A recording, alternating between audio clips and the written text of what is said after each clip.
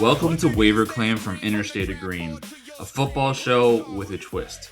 Instead of debating each other, we're teaming up to take down AI. Our opponent, MILO, who is backed by Chris, with one goal, and it's to beat us badly. It's going to be the human mind versus the mainframe every week, no mercy.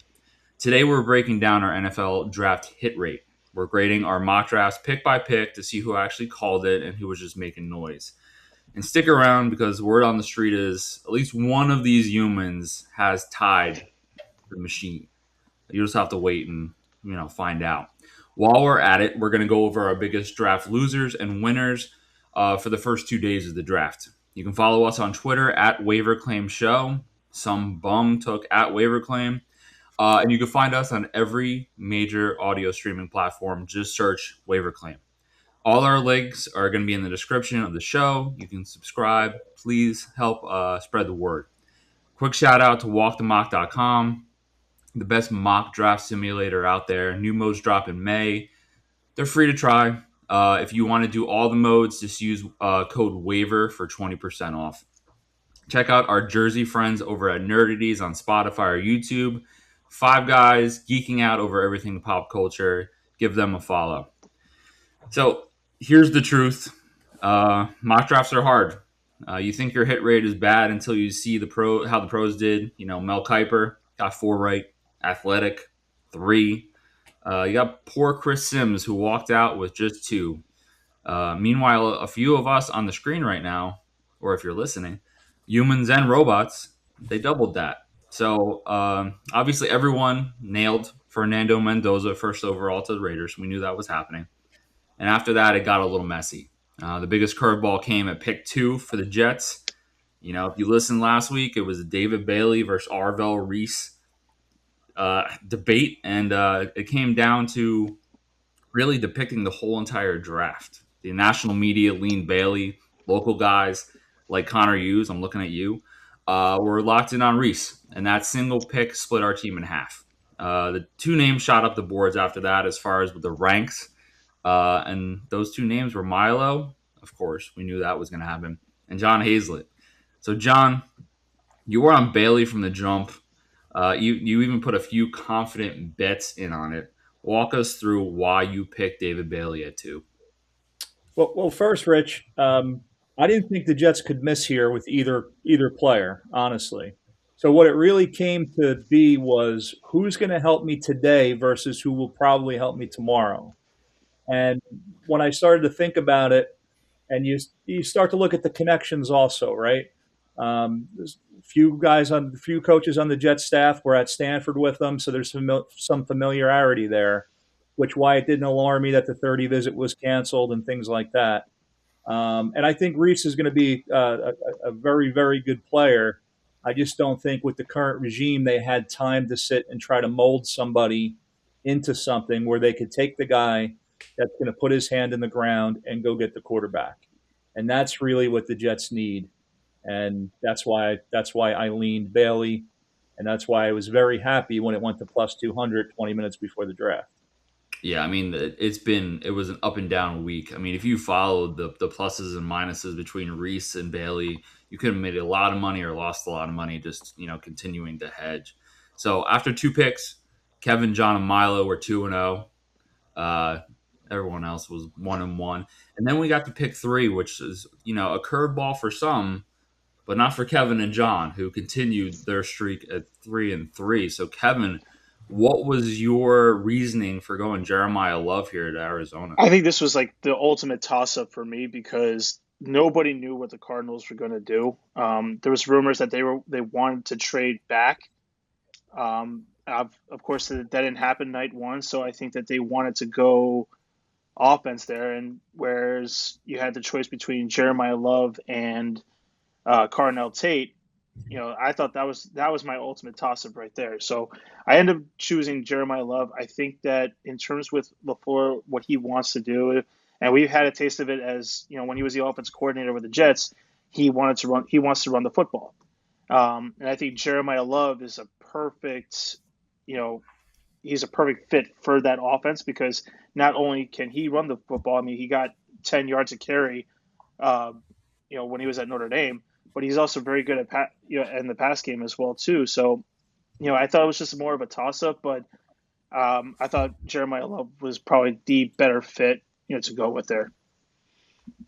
Right. I mean, so obviously you guys were blowing me out of the water at this point. And then four was something that none of us got. And you got to keep in mind, obviously, first year coach here, well, first year for the Titans was Saleh. You want to make a splash, And if you're thinking about it on paper, Carnell Tate makes a lot of sense because last year, the wide receivers didn't do a ton to help out Cam Ward.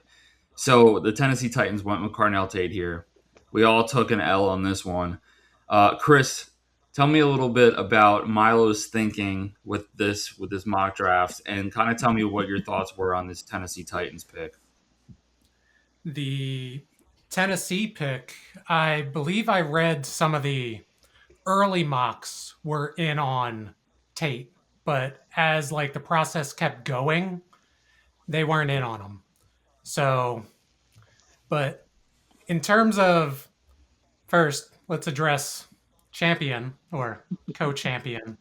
Statistically, the best non-human mock drafter in WaiVER CLaiM history. All 1 year of it. Listen, statistically the best. But I'd like to kind of get into some of the scorekeeping because Milo has some thoughts on some of these about the breakdown of people. But like you said, 3 and 4 is where stuff took a turn for most people. For you Jets fans, it was at 2 for the most part. But I'll be real. I was low-key kind of sweating soon as 3 and 4 came across and Milo kind of diverged from what was actually happening. So when Kevin and John were 3 for 3 and I was only 2 out of 3, wasn't my favorite. But like I said, I want to get into the scorekeeping, address the winners in the room and the less than winners. So Milo, 9 out of 32. And like you said, this was a rough mock draft in general. Typically, you're trying to go for 10 to 15 correct picks. Milo had 9 out of 32, and so did John. One of us cross-referenced every public source available, modeled cascading scenarios, ran thousands of projection cycles, and then there's John, who is a human who did it on his own, with his own brain. I was going to say, he just picked Bailey at number 2 and kept going. Both of us got the same score, different methods. So this was kind of irritating for Milo that all this work went into it, work on the back end of the AI centers and all that BS. But whatever, it's not like I put in a ton of work. But like I said, I want to get into everybody else that participated in the mock draft on Interstate of Green. So, Craig, you beautiful babyface cherub, 3 out of 32. These are Milo takes, by the way. A golden retriever guessing by tail wag probably gets 3. The numbers have already said everything. Rich, Alberto, and David, our 3 amigos, our holy trinity of humility, 4 each. A 3-way tie for mediocrity is somehow more embarrassing than losing alone. You didn't just fail, you failed in unison. Coordinated disappointment. Kevin, the bronze medalist, the podium finisher nobody is taking a photo of, 6th. Not last, not competitive, just 3rd. The participation trophy is in the mail. Ouch. Wow. And John, our one human co-champion, our infuriating statistical outlier, 9. And here's the thing that grinds my gears and apparently Milo's. John didn't necessarily outthink the machine. He matched it by doing less. So Milo did phantom trades, cascading logic, clean board, 9 correct picks, done. That's what John did. It was just a clean board. Milo invented, through Jeremiah, the entire Arizona trade that never happened. And still that was not happening. We knew that. So up to 3. It's not necessarily a compliment to John. It's just a diagnostic report. Right. So enjoy the co-championship, John. One of I us is take that already as a running compliment. 2027 projections, and one got lucky and is already talking about retirement, apparently. I mean, he's take not that as a allowed. big compliment because I've lived my life by do as least as possible to be successful.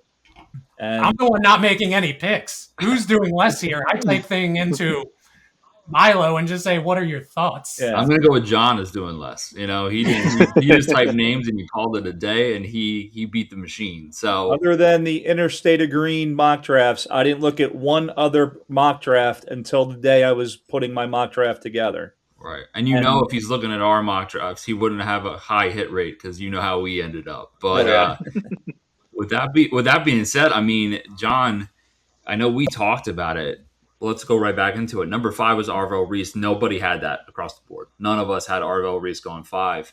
This is kind of where it gets a little interesting because according to you, the Giants had a bad draft, but according to everyone else in the room, the Giants had a great draft. So I wanna ask you, why do you think the Giants had a bad draft overall? so here, while the draft was happening and when they got Reese at 5, I thought, wow, that's great value for them to get him there. And to be honest, I liked their pick at 10 at the time too. And I won't get into it, but I actually like their day 2 stuff a lot. I think they did a much better job there. Here's where I turned on round 1, because I came out of the night thinking to myself, wow, the Giants did a good job. I would probably have had them in the same category as you guys. But when I really thought about it, here's what I considered. At 5, you're taking Reese, and I'm listening to the Giant press conference after, and they're telling me they're going to use him as a middle linebacker, as an inside linebacker. So to me, if you're going to use him that way, why not just draft Sonny Styles, who's already that guy? And then when it came to 10, I don't dislike the tackle that they took either, but then they're telling me they're going to slide him inside the guard. Well, if you're going to do that, why don't you just draft the guard? You know, the Ravens took the best guard on the board. Like, why not draft them there? And then ultimately, when I look at it and I really consider it, I had them mocked to take Downs and I think Tyson at 10. So they passed on Downs twice. They passed on Styles once. And if you asked me before the draft, and the way I like to look at things when I start, give me one player that I think is going to wear a gold jacket when his career is over. To me, that's Caleb Downs.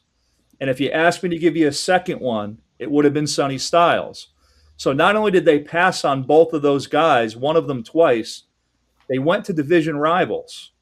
So to me, and listen, I'm not saying the players that they took, I think Reese could be very good.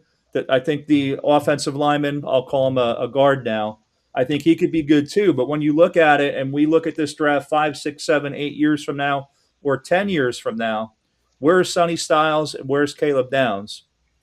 Where do they fit? And to me, that's the reason I look at the Giants and I say I think they could have done better in round 1. Right. I completely agree with that. I mean, when they said that Arvell Reese was moving inside, it's a position that he not necessarily played. I know he's a hybrid player. He can do whatever they want him to do. But I think outside linebacker, I think defensive end. So I get what you're saying with that. And Downs, I mean, you love him. I mean, you talked about him at 5 for the duration of the draft. And then, obviously he slipped all the way down to 11. So, it's going to be interesting. Like I said, everyone else here thinks the Giants had a good draft. I'm kind of in the middle because it's really hard to miss on 2 picks in the top 10. I was going to say, I'm on board with the inside linebacker line of thinking. Like, you draft them there if you want them to be an end. But do we think they're saying inside linebacker right now to keep Thibodeau's trade value higher? That's and then they just move them out? That is a good point. That's a fair point. Right. That's just where my head goes because we all know right now everything GMs say are bullshit.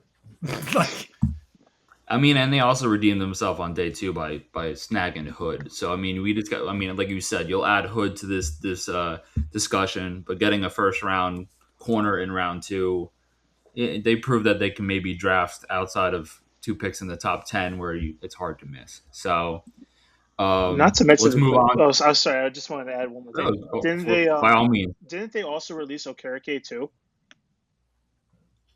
Did they? I think, or like one of their. I know they released one of their linebackers as well, or maybe it was McFadden that I'm thinking about. I mean, so I mean, obviously, this is a new Harbaugh team. They're bringing the juice in. So, I mean, obviously, he has his own vision. These are probably both Harbaugh players, and they're just going to base it off of him. So, the coach is going to stick there for a long time. You don't really know if the GM is going to stick just based on the track record, the hot seat being hot last year and the year before that. So, I was going to say, I'm not particularly thrilled as an Eagles fan with the Giants draft because they took premium positions. They took Brugler's number 1 overall in Reese, and then number 11 at Malagoa. And then, like you said, Hood's good value where he got him. Fields was good value where they got him too. Like Milo graded him as top 5 draft. So not thrilled. It felt very Eagles coded where you worry about the lines and then everything goes from there. So not thrilled. I'd prefer to have Gettleman back with his like analysts BS. Drafted Saquon Barkley too. God, I wanted it so bad. Yeah. All right. Well, we're back to 6 here. Obviously, 6 was not Kansas City when it started, but 6 is where Kansas City ended up trading up for Mansour Delane, the cornerback, and Kevin, Baby Cherub Craig, who's not with us today, and Milo actually got this right. So, Kevin, why was it Mansour Delane? Well, I thought that maybe I didn't think that he was going to be there at 9, so to speak. I thought maybe there was a sense that like maybe Saints were probably going to take him, but then I think I knew like if he was going to be there, they were going to take him because they needed to. They got to find a way to replace McDuffie. When they traded him to the Rams, I kind of was a little bit of shock, a little bit because that's your best corner, and for what the value that they got from him is great, but he's an All-Pro corner.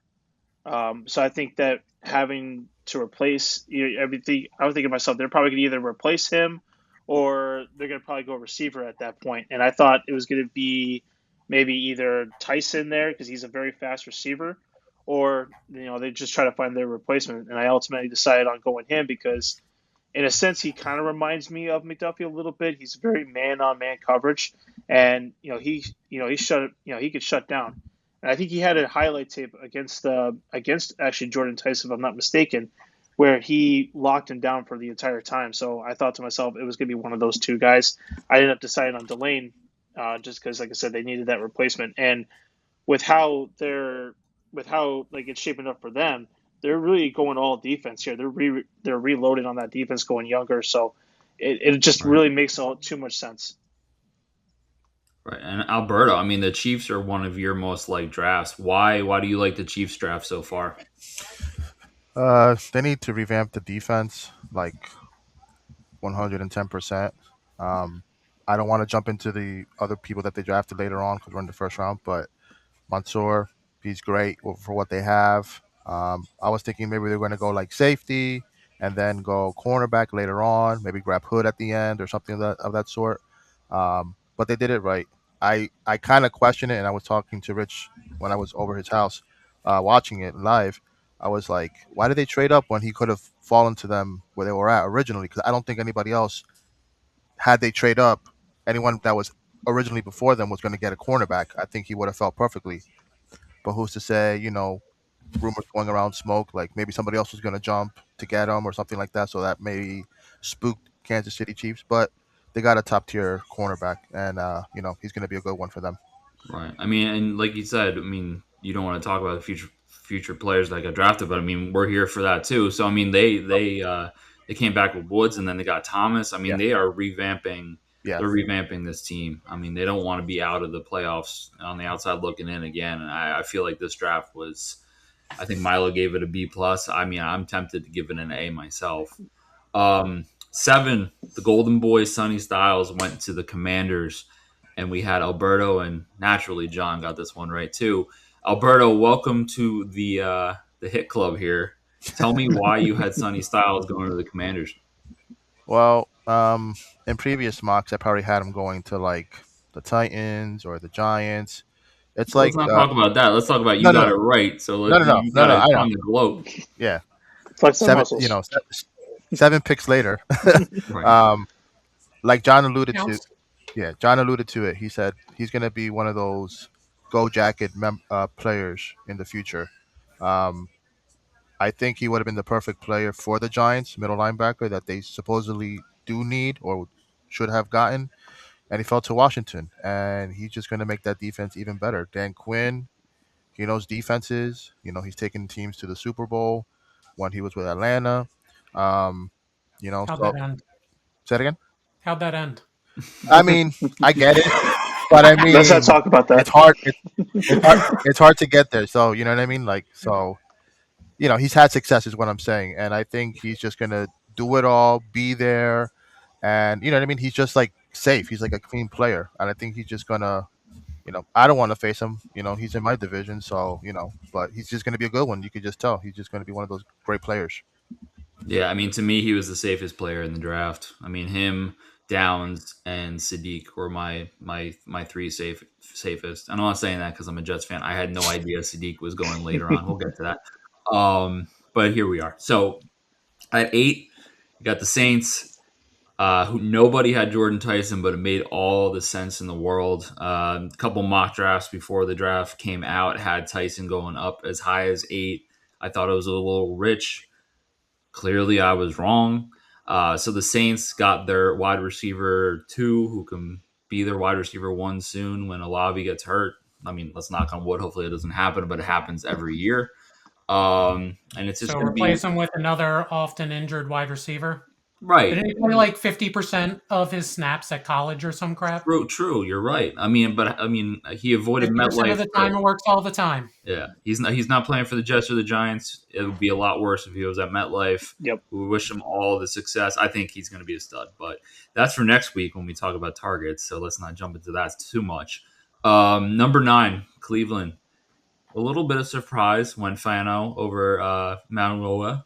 Not to the surprise of Chris, because he was talking about Fano for literal weeks. You were going to sandwich bet me that he wasn't the first one off the board. I should have taken it. You should have. I would have owed you here. So I mean, speaking of that, let's just Milo had it, because Chris was frequently wishing for it. So why did Milo go Fano here for the Browns at 9? I mean, he had him earlier at 4, so it was mainly just a value play when they traded back. He was very high on Brugler's board. He was very high on most of the national type rankings. So that's predominantly what went into Milo selecting it. It just seemed like a natural slot fit for Cleveland in that scenario.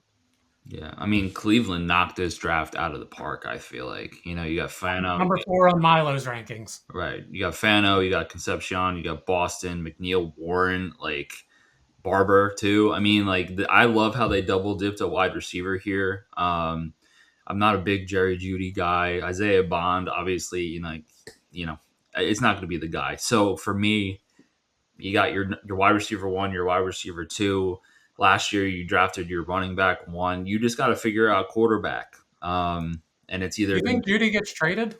I don't think Jeudy gets traded. I feel like he's going to play one more year to get the young Bucks going. But I mean, you got to figure out, like I said, you got to figure out quarterback. Deshaun Watson right now is taking all the first snaps at practice.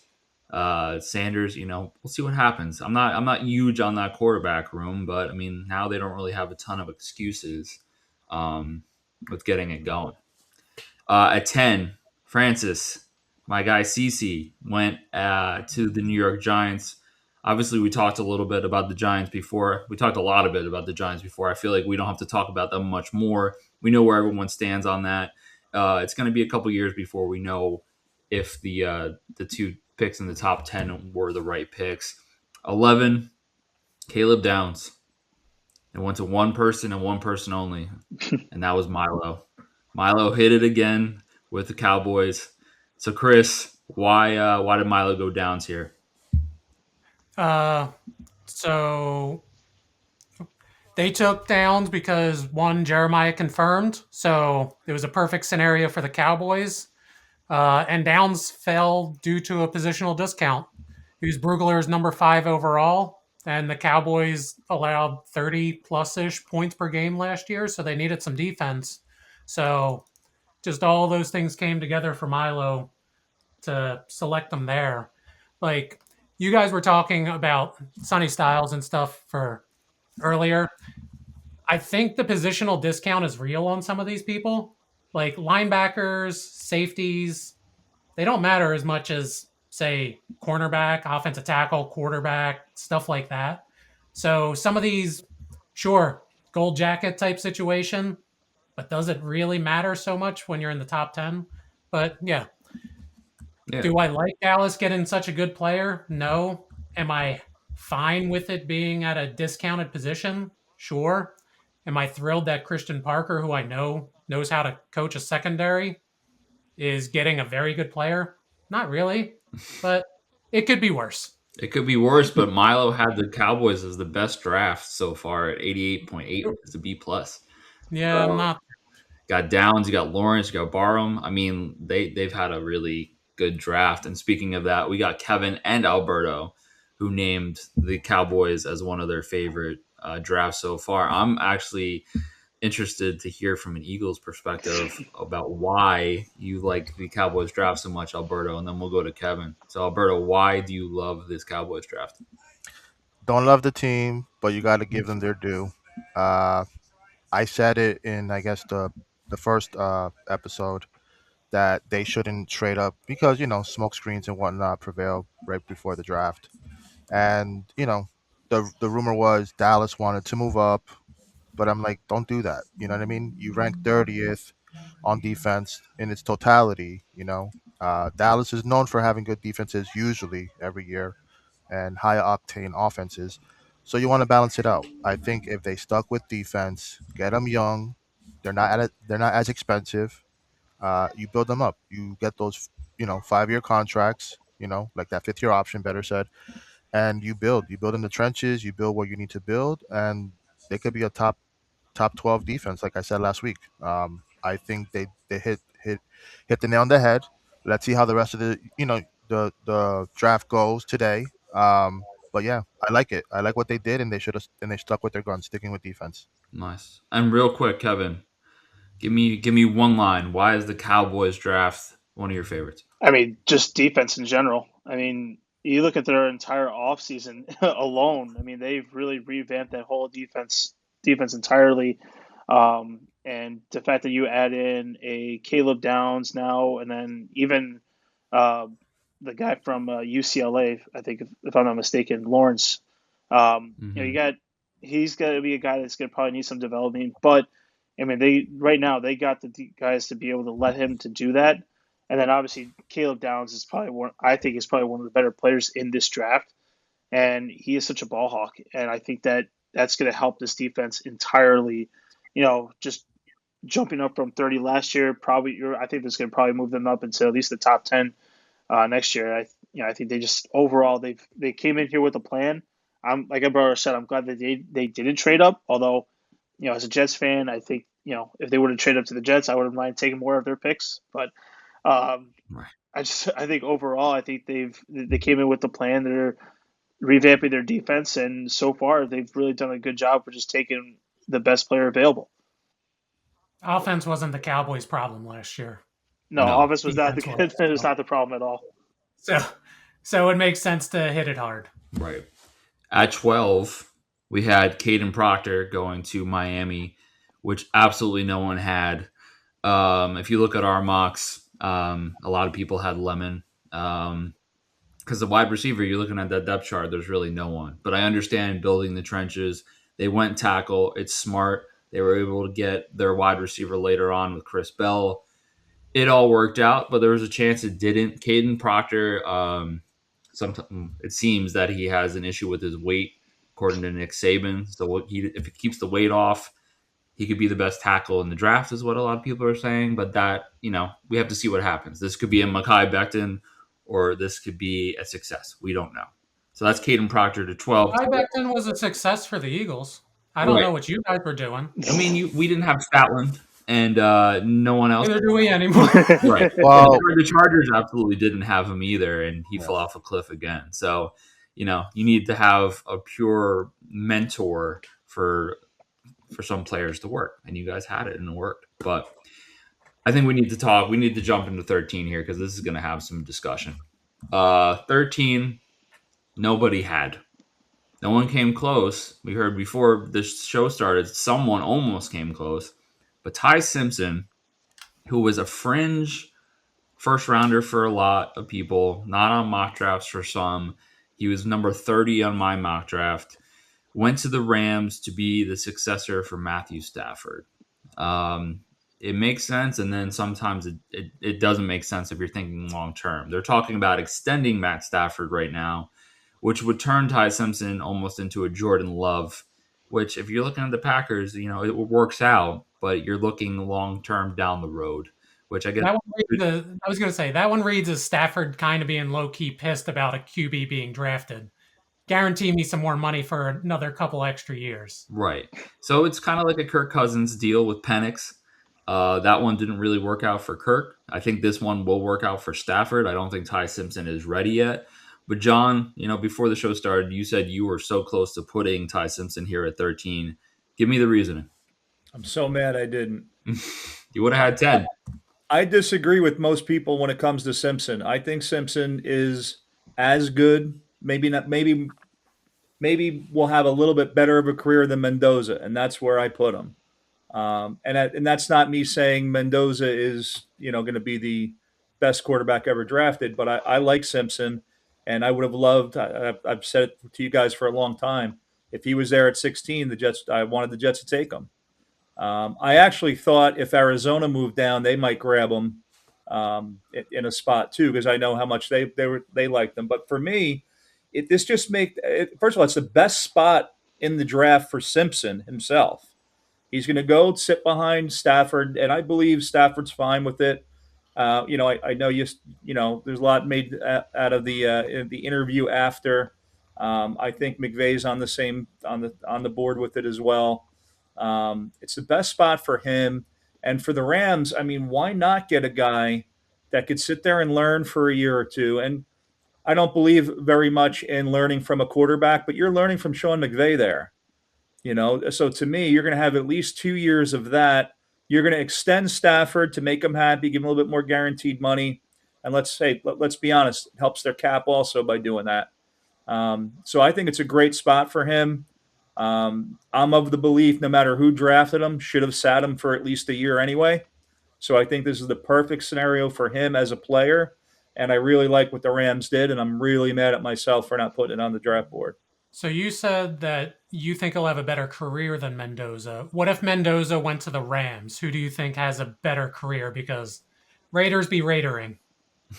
So I said, just to be fair, I said could have a better career than. Okay. But yeah, if I could swap them where they're going to go, I would probably lean more Mendoza. That's very fair. But I think the full body of work, just knowing where Mendoza was going, factors in. To me, everyone makes a lot of next year's draft class, right? The next year's quarterbacks. Well, where does Mendoza fall in that group? Does he fall at the top? Or the opposite? If Arch comes out this year, is Arch number one? Or is Mendoza? I think you can make the argument a few different ways. And that's not taking anything away from Mendoza. I think he could be a very good quarterback. I just view Simpson, and I know everyone looks at Simpson's senior year and says it was inadequate.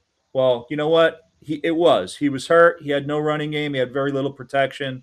And I still think he performed well and could have gone back to school for a fortune and decided not to. So for me, I like a player like that wants to play. And I think, again, for him, I think he's in a perfect spot. Yeah, I mean, you got the best mentor ever. You got my Georgia boy, Matt Stafford, Super Bowl winning quarterback, Matt Stafford. It seems like a different mindset than like an Aaron Rodgers, who says that they'll mentor but won't. I think Matt Stafford will actually. He knows he's on his way out, but he's going to go out with a blaze of glory. I think the Rams could win one more before he goes out. I do think it's a great spot. I just thought it was a little early, but again, if you know that's your guy, why wait? And he's got the years to learn everything he needs to build his toolbox. So, Rams, good luck. 14, I finally get to speak. This was my Sharpie pick in this draft, and this has never, ever, ever changed. The Ravens got Vega Ione, the guard who's going to be their center, I believe. The Tyler Linderbaum replacement. To me, this made so much sense. A lot of people had him drop into the Steelers. I said, no, it's going to be Vega here. So myself, Alberto, John, and David all got this one right. I think this was a slam dunk pick for the Ravens. The Ravens always seem to draft really, really well. So obviously this year is no different. They continued into round 2. And we'll just jump right into 15. One of Alberto's favorite moments of the draft was Ruben Bain falling to the Tampa Bay Buccaneers at 15. Nobody had it because we didn't think he would fall that far, honestly. But Alberto, tell me why Ruben Bain falling to the Buccaneers here was one of your favorite moments of the draft. I mean, you sit there, you wait for your name to be called. There's every other year somebody falls, whatever the case may be. Is I just, you know, you feel for the guy. This year was very like emotional. Like a lot of the players were crying, which isn't bad. You know what I mean? We're It's humans. good TV. It's good to be, but it's like, you don't see it. It's like it's more like robotic. But this year was like he wanted to prove a point. He went to a team that believes in him, and everybody they were saying everybody went to get their hat fitted in the mirror when they were getting team. He just like grabbed, snatched the hat, and just went to the thing. So like he looked like he's ready to play today. Um, I think he's good. He shouldn't have fallen. I think he could have landed with other teams a little bit higher. Edge rusher, however they want to use him. Yeah, alligator arms, whatever the case may be, is he just like he looks like a more well-rounded N'Kobe Dean in my eyes. And he was mildly successful with the Eagles, other than the injuries. I know he's not going to be used specifically as a linebacker, but as a pass rusher, I think Todd Bowles will know how to use him, how he needs to use him. Right. I mean, the Buccaneers also added Trotter. They added Ted Hurst, who is a draft diamond in the rough here. So I mean, they had a really good draft so far. 16. It's time. The Jets, Jets went rogue in the best way by drafting the unicorn Kenyon Sadiq, who nobody had on any of the mocks because we didn't think that it was necessarily a position of need based on Mason Taylor being drafted in the second round last year. But people forget, 12 personnel, 13 personnel, and all the things where you use multiple tight ends. I feel like Kenyon Sadiq is going to be moved all over the field. My motto is I don't draft Jets in fantasy football. I feel like if you draft a Jet, you're just prone to lose. Yep. This might be the time that I break the mold. I don't know. I feel like he's going to be used all over the field. And I thought that was a fantastic pick. I thought it was a little better when they got Cooper later on, which we'll talk about. That kind of sealed the deal. Because if you walk out of round 1 without a wide receiver 2, that's a little frightening to me. But I love what they've done so far. I'm not just being biased because I'm a Jets fan. I mean, I feel like Chris feels the same way. Alberto feels the same way. Kevin and John have told me the same thing. You look at national media right now. Usually every show you turn on, the Jets are the butt of the jokes, and they just can't say any jokes right now because they've kind of killed it through the first 2 days of the draft. Day 2, Adam Pons, who is an Aaron Glenn little clone there. I really like this pick. Chris, just because I'm a Jets fan, I don't want to make it all about me. Why did you like or dislike the Sadiq pick here? Well, so Milo enjoyed the Jets draft overall and enjoyed the Sadiq pick. Chris, like what high end tight ends are really, really panning out early, especially if you're saying like to draft them. Like Bowers is the only one of recent note. Pitts in his like 37th year with Atlanta in the second half of the league last year finally went off. Like a lot of these tight ends that have these athletic profiles need a little bit of time to develop. Didn't feel like tight end's another one of those like positions that don't necessarily matter. It's fun. I give you, it's going to be fun. And I get that being a Jets fan for you guys that it's going to be fun. I just don't know if that is the best use of resources at that spot. I mean, you say the tight ends don't matter, but what about let's talk about George Kittle. George Kittle kind of serves as the 49ers wide receiver one when everyone else goes to the pit of misery. You had Travis Kelce, who is kind of a big reason why they won multiple Super Bowls. Let's go back to Gronkowski, who had a high athletic profile. He was throwing a car salesman in Gronk, and they won how many rings? It's just obviously Bowers is an outlier. I'm a Georgia fan. I'm not going to just say anything bad about Bowers. I think he's the man. But if a team is rebuilding and you have either why would you do a position that's third or fourth tier if they're rebuilding? I'm going to tell you my point specifically. No. This is the reason why. Bad quarterbacks and rookie quarterbacks rely on two positions, the running back and the tight end. If you don't have anyone to dump it off, they don't rely on the offensive line. We already have that. It's already built. They've been doing that the last 3 years. They have Membo. They have Fashino. They got Titman. They built the line the last 3 years. That's what they focused on the last 2-3 years. They finally did that, which you got to build the trenches, defensive line in free agency. So now you can play around a little bit, do a little BPA. Are they close to the playoffs this year? No, I don't think they are. I think they're going to be a couple years off, and they're going to need another quarterback in there. But it's going to be fun to see them use them. Because Geno Smith, do I think he has a good arm? No. Can he throw it far? Sure. Is it going to be accurate? Probably not. So what are you going to hit? You're going to hit the tight end over and over again. I think Mason Taylor will eat as well. And I don't know. I think it's nowhere but up because you can't go any lower unless you're the Las Vegas Raiders. That's the only team that can go lower than the Jets right now. I was going to say, I just know Pitts was more of a hit prospect when he came out, and it took his 5th year to finally do anything. But what about Trey McBride? If I could chime in for a second, the way I look at it is they did not draft a tight end; they drafted a weapon. Yeah. Find me, we know the guy, but find me another tight end that ran a sub 4.4 and is as explosive as he is. To me, I could see him lining up in the backfield. I could see him line up at tight end. He's a good blocker down the field, and I think he's a field stretcher as a tight end. So I think it's a mismatch waiting to happen. I don't see I don't see a lot of safeties or linebackers that are going to be able to cover that guy. That's what I saw when they grabbed them, and I was thrilled with the pick because I thought he was the best weapon on the board. Listen, I get the weapon thing. It can easily scream Pitts to me. And Pitts was okay last year, but I think that's more of what you get out of first round type tight ends with this type of build. Well, even if you want to be fun though. Even if you want to use Pitts for that matter, I mean, I think the other biggest thing that we need to look at is how does this help Garrett Wilson too?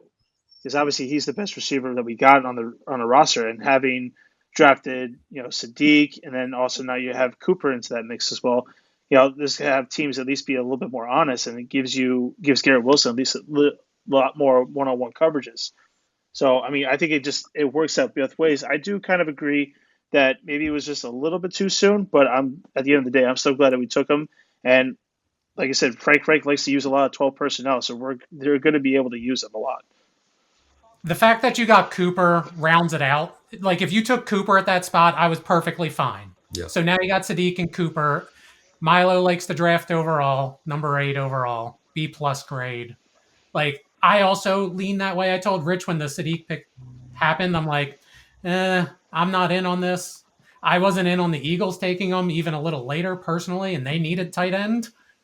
But when you got Cooper at the back end of the first, I think it's fine overall. Yeah. So, I mean, obviously, we'll talk about this more, I feel, next week when we talk about fantasy targets. But yeah, I mean, a lot of people liked the Jets draft. Some people didn't.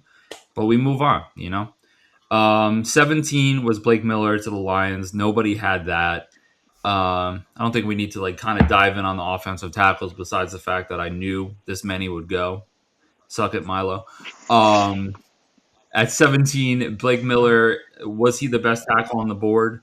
I don't think so. I would have gone Freeling at this point. I think all of us had Freeling to the Lions, but it is what it is. The Lions got the tackle that they wanted. 18, we had maybe the first real stinker of the draft here. The Minnesota Vikings went Caleb Banks, who was statistically ranked a lot lower on all of our boards, at least. Nobody had this, I think, for good reason. Chris, tell me a little bit about I was going to Caleb. say anywhere. Nobody had this anywhere. Yeah. What did Milo say about Banks? Banks was the third overall worst pick per Milo. Ty Simpson was number 1. I know John's preference on Simpson. Yeah. We'll get to another one a little later. But then Caleb Banks was number 3. The Beast had him at number 52 overall. Like, obviously, that's one dude's rankings. So, but it's at least a sanity check. You had a second or third round grade taken at pick 18. So, doesn't feel like great value. It's not like he was a Jalen Carter type prospect coming out, or just like one of those top defensive game record type defensive tackles. Feels like a reach. Feels like something you could have maybe traded back for, and I know you need a partner if you need to trade back. So maybe they just stayed true to their board, and that's cool. It is just interesting. Right. So 19 was Monroe Freeling. Nobody had that because, like I said, most of us had him going at 17. My Georgia boy finds a home, Carolina. I think they got a really good player here. I think we were a little surprised that Carolina didn't go for a weapon here, but building the trenches is how you win championships, and that's exactly what they did in 19. Let's give 20 a little more time because this is the EAGLES Eagles. Snagging Makai Lemon out of nowhere. I don't think anyone had Lemon falling this far in any of the mocks. So absolutely nobody got Lemon here. I had Lemon going to Miami, and I thought that was like done deal. But Howie is doing Howie things, and he gets the player that falls in all these drafts. They snag Lemon here.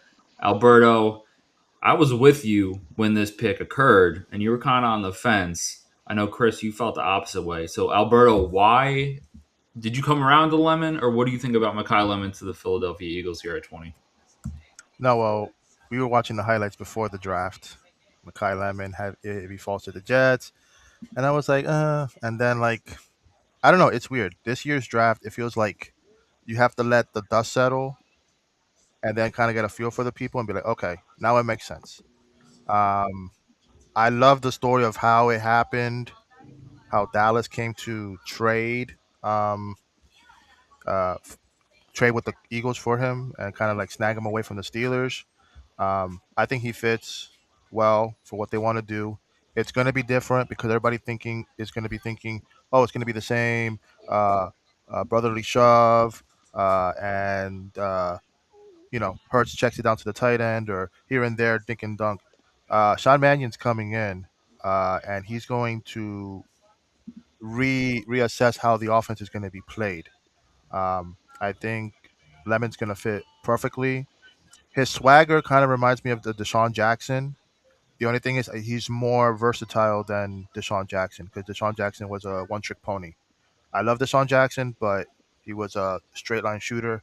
This guy, he's going to open up areas in the field to open it up for Devontae Smith, the tight ends, Saquon Barkley, and like he goes for the ball. I love that about him. You know what I mean? He's like kind of like a reckless abandon. So at first I was like, because I felt like Omar Cooper was more like the safer pick. He's bigger, but I do like it. I do like Makai Lemon to the Eagles.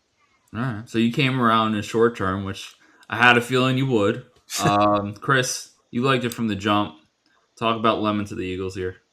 I was going to say, it wasn't what I was expecting. Like, a lot of people mocked wide receivers to the Eagles because of the A.J. Brown situation. Like you said, Lemon, we felt was going at least top 15, so it didn't feel like something Howie would trade up for, specifically at not necessarily a need when you have Smitty. Most people are more so comparing him to like an Amon-Ra St. Brown or like a Steve Smith type, like does the dirty work, does like all the blocking type stuff. You mentioned strong hands, 2.8% drop rate, I believe, in college is what I saw. But I think what this goes to is how he learned about a decade ago with the Marcus Smith pick. Like there's a story out there where he had 6 people on his board. This was like the HaHa Clinton Dix draft, the Brandon Cooks draft, I think was in there. They had 6 people and there were 6 teams ahead of them.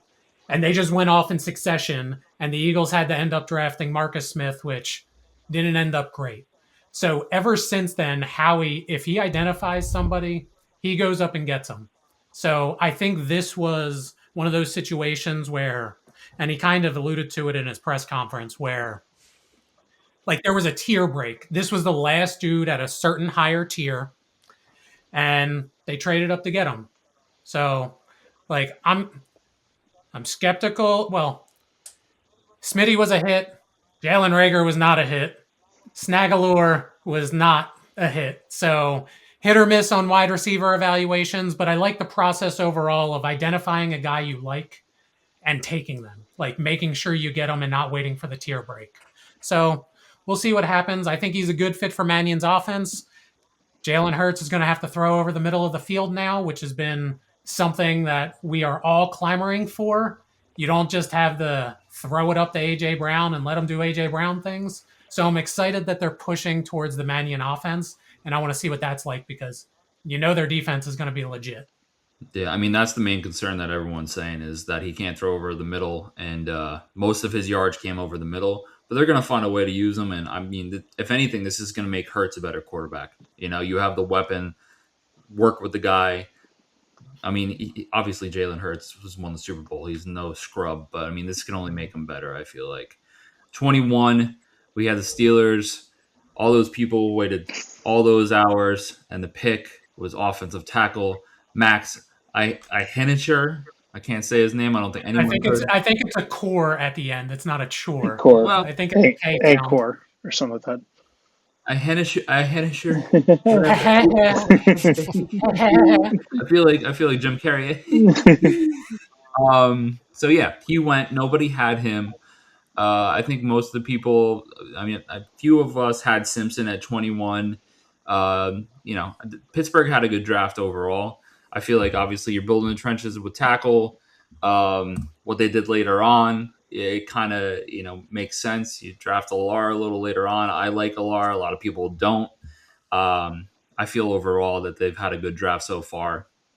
22, we had the Chargers going with Akeem Messidor. So a lot of us had Messidor to the Bucks. I think honestly the majority of us had Messidor to the Bucks. The only one who snagged this pick was David, who is a writer on interstateofgreen.com. There's a plug. He's obviously not with us, but it's a quality pick. I mean, to me, he fell here. I had him at 15. He fell to 22. The only knock on Messidor right now is he's 25 years old. So, I mean, he is on the older side of players in this draft.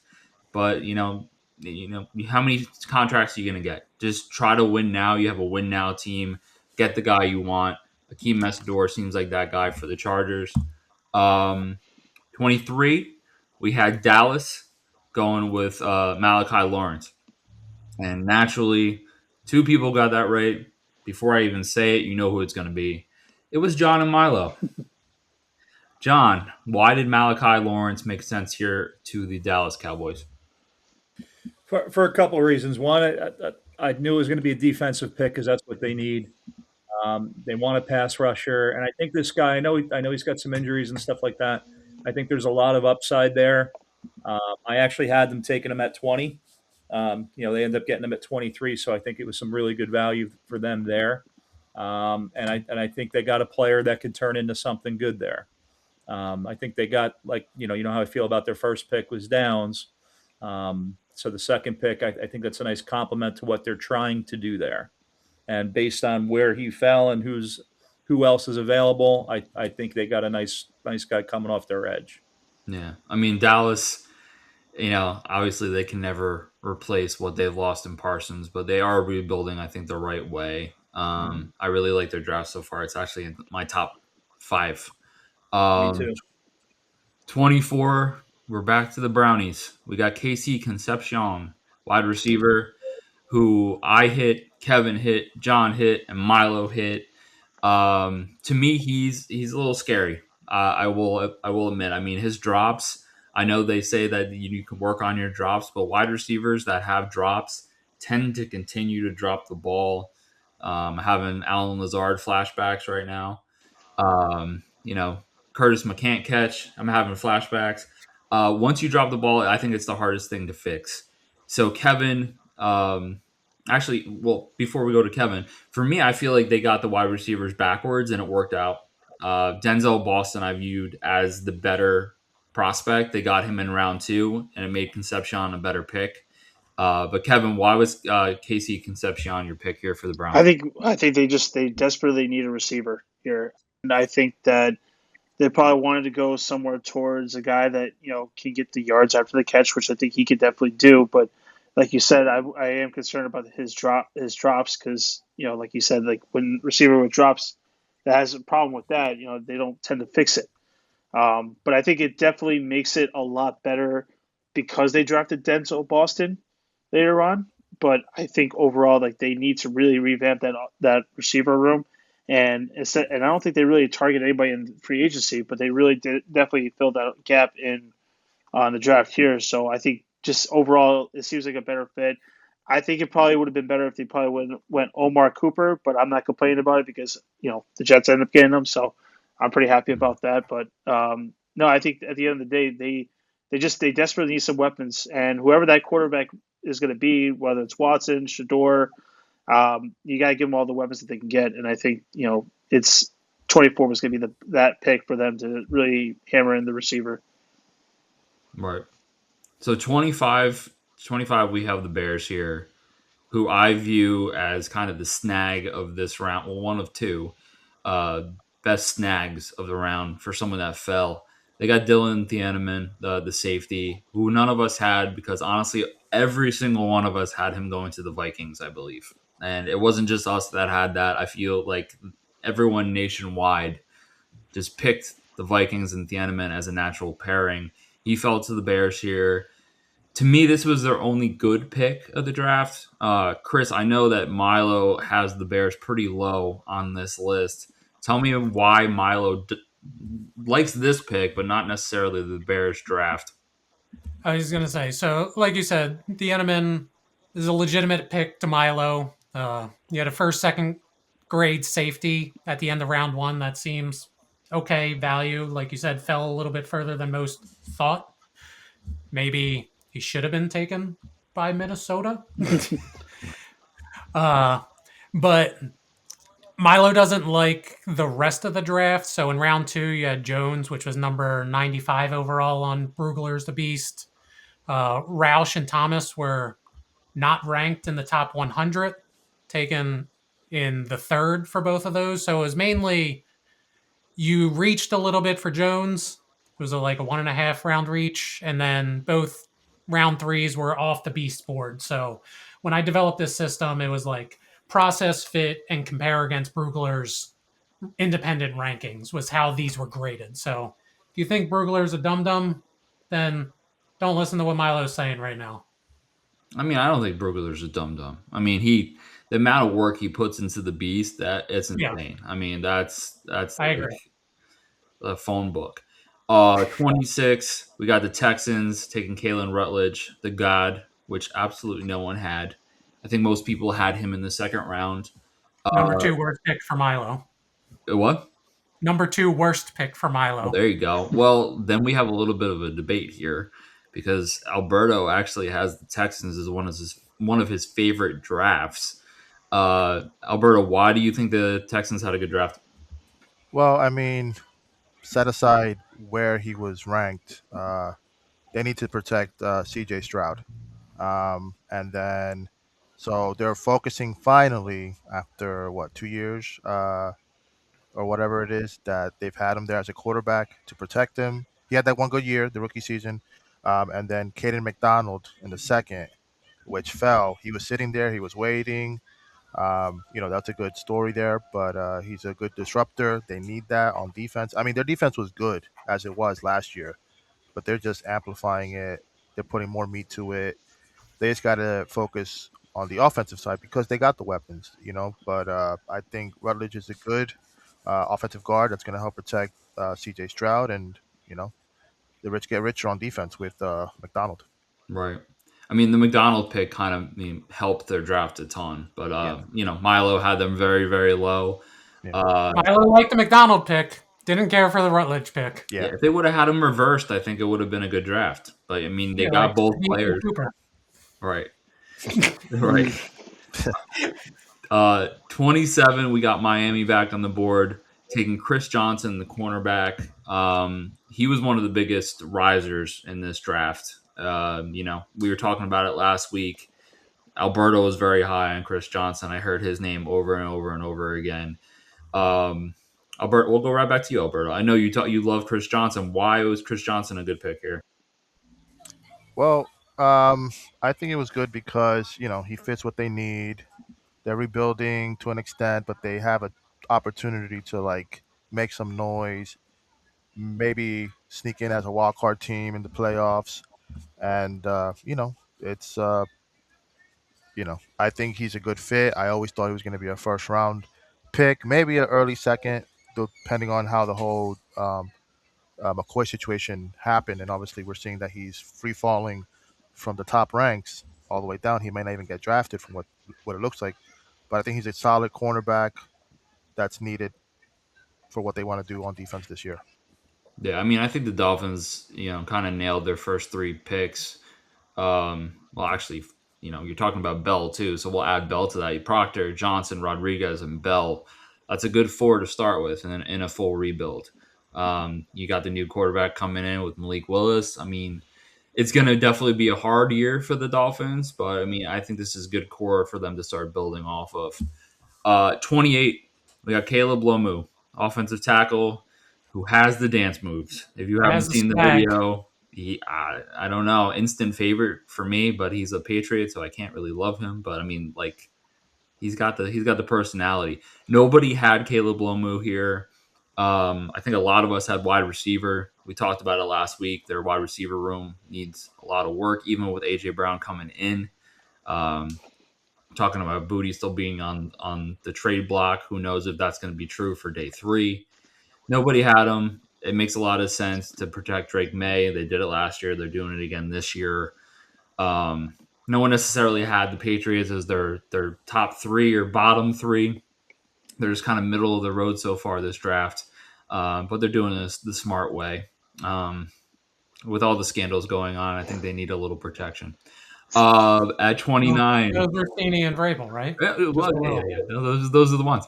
At 29, we got Peter Woods going to the Kansas City Chiefs. Nobody had it, but everyone loved it.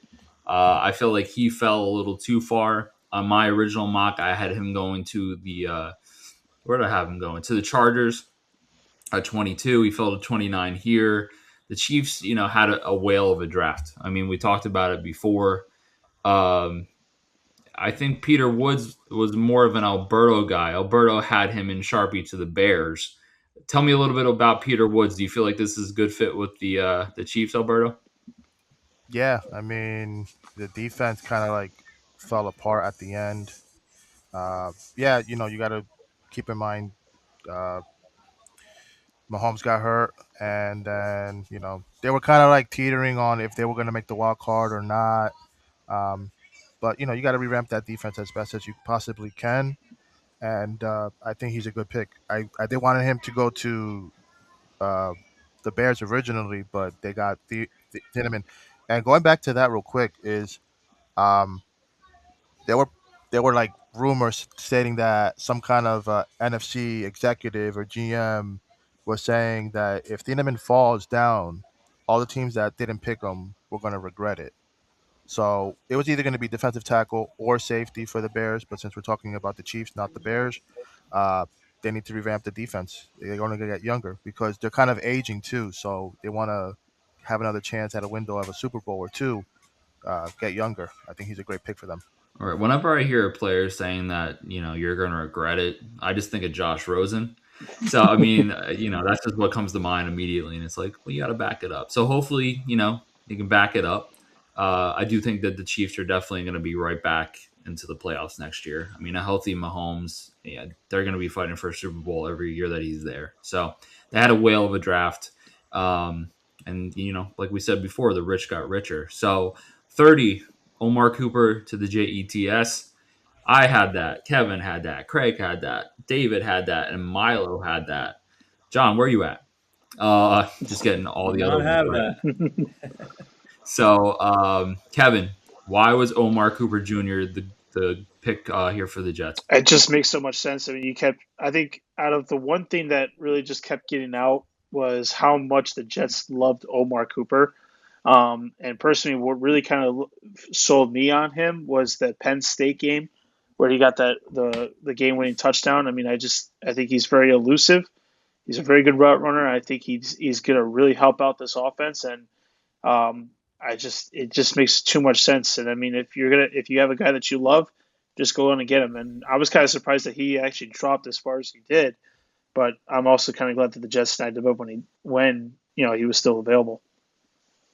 Yeah, I mean, just one of the best sound bites of all time is that Omar Cooper touchdown in the back of the end zone where the guy, it sounds like he stops breathing, but he's also screaming at the same time. Yeah, like we said before, I mean, weapons are needed for this team. Chris, you said before you would be good with Omar Cooper at 16. He went at 30. So I'm guessing you like this pick here. Yeah. Brugler's number 22 overall. He was right there with Concepcion and Boston in terms, so it just was a pick your preference type of thing. But no, overall, Milo had the Jets number 8 overall in terms of draft. B+, liked all 3 first-round picks. They were at or near their grade. No notes. Cool. Minus my own personal ones with Sadiq. Yeah. So, I mean, we got 2 picks left. One of them we had nobody hit, and the other one, naturally, John and Milo hit. Of course. So let's start with the one that nobody hit. That was Kendrick Folk, the edge to the Tennessee Titans. Whale of a snag here. I think he fell way too far. I had him all the way up at 20 to the Cowboys. The only thing about Folk is after he got drafted, he got interviewed, and he said he knew nothing about the NFL or the Tennessee Titans. I get that if you're focused on college football. You played at Auburn. He was probably just focused on who he's playing week to week to week. He's going to learn quick about his team in the NFL. He's a very talented player. Chris, what did they say about Falk here to the Titans? I was going to say, I was in on Falk before the draft too, personally. Mm-hmm. I know Fran Duffy loved him a lot. He just seemed like a professional type of edge. He was Brugler's number 15. This was Milo's second best pick. So just for reference, we're doing this after day 2 of the draft. So we only have rounds 1 through 3 right now. But with that, you had Emmanuel McNeil-Warren as the number 1 overall best pick. And then Keldrick Falk was Milo's second best pick overall. Found it a steal. I think he's going to be solid. Is he potentially going to be like a world beater, the number 1 overall? I don't know, but could he just be a professional edge that does good things and is always doing well? That's what I think he's going to end up being. You're not going to be upset with him. Right.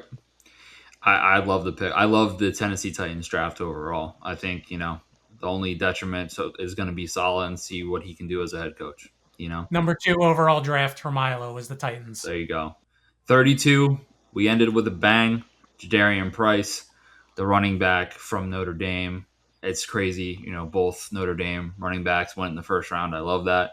Went to Seattle to instantly replace Kenneth Walker, which as I said before, John and Milo had. I was so tempted to put this. I had it in there and I deleted it. I put Hood in there at the end. But John, why was Jadarian Price the pick here for Seattle? It's funny. When I sat down to finally do my mock draft, the first player I wrote in was Fernando Mendoza because let's just be honest. If you missed that one, you're not paying attention. Right. Second person I wrote down was this pick. It just makes the most sense to me. Seattle can sit there and get a position of need at I feel a high value, and they could sit there and not have to worry about moving up. I don't think anyone else was taking them, and I think for them, if they, a friend of mine that happens to be a Seahawk fan says, he wishes they moved down. And to me, you don't want that. I got that receiver at 32. I got an extra year on him. So to me, this was a no-brainer. It was a position of need on a team that doesn't have a ton of needs. It just fell into place for them. Yeah, I mean, you win the Super Bowl and you replace the Super Bowl MVP in the first round. It's just, they're doing it the right way. Chris, before we close out this lovely show of ours, why don't you tell everyone who the top 3 drafts were for Milo and who the bottom 3 were? So the top 3 for Milo was Dallas, followed by Tennessee, followed by Pittsburgh. Dallas, we already talked about Downs and Lawrence. It also liked Barham in the 3rd. It was number 100 overall on Brugler's board. Tennessee, you had Tate, Falk, and then Hill. Hill was the number 50 overall. And then Pittsburgh, Ihanakur, I thought was an Eagles target if they just stood at 23 and was fine as a fallback plan. Obviously, I would have liked the top 4 guys. It liked Bernard. Aller, meh. But Everett and Dunker, it liked both of those picks. And then the bottom 3, it didn't care for Seattle's. So it didn't care for Price so much. You had Clark, number 84 overall on the Beast in round 2, and then Neal not rated. Jacksonville, you took a non-ranked tight end in round 2. Wasn't thrilled with that. You then took a non-ranked D tackle in Regis. Again, all Brugler's rankings, top 100. It did like Pregnon for Jacksonville, but that's the only pick it kind of liked. And then the Broncos, when you only have 1 pick in the 3rd round, you can't really do much with that. So those were the bottom 3. Yeah, I mean, for me, my bottom was Jacksonville with like a bullet. I mean, I thought I was your bottom. Well, so I mean, for Jacksonville, Pregnon was kind of the only pick I think that's going to stick on this team or has any shot of sticking on this team. So, you win some, you lose some, but I think the Jacksonville Jaguars have lost so far. So, guys, this was fun. We went over all 32. I'm gonna eat my humble pie here, and I'm gonna admit that Milo and John completely kicked my butt. You guys more than doubled my mock draft and Alberto's mock draft. Kevin, congrats on the 6. And Craig, I know you're probably watching this somewhere. They tripled your score, buddy, but we got them next year. I'll take the bronze. So again, this is what's up? I'll take the bronze. The bronze is good. I would love the bronze. I got the pewter. I already had Milo self-reflect, like Christina Aguilera looking in the mirror. Right. To see what went wrong with this. So, the main thing was don't project trades because it really screws up a whole bunch of other stuff downstream. Right. So we'll see how Milo does next year with some of this reframed framework, but that was a big one. Right. So this has been WaiVER CLaiM. Again, you can follow us on all our platforms at WaiVER CLaiM Show. You can look for WaiVER CLaiM on all the audio streaming that you have, Spotify, Apple, whatever you want to use. Obviously on YouTube, you want to give us a follow here on YouTube and subscribe. If you want to use walkthemock.com, you can use WaiVER as your 20% off code. Go follow Nerdities on YouTube or Spotify. Chris Tomlinson we had here today. We had Kevin Lidlow. We had John Hazlett, Alberto Torres. I am Rich Wilhelm. And until next week, we hope to continue to beat the machine. And this has been WaiVER CLaiM.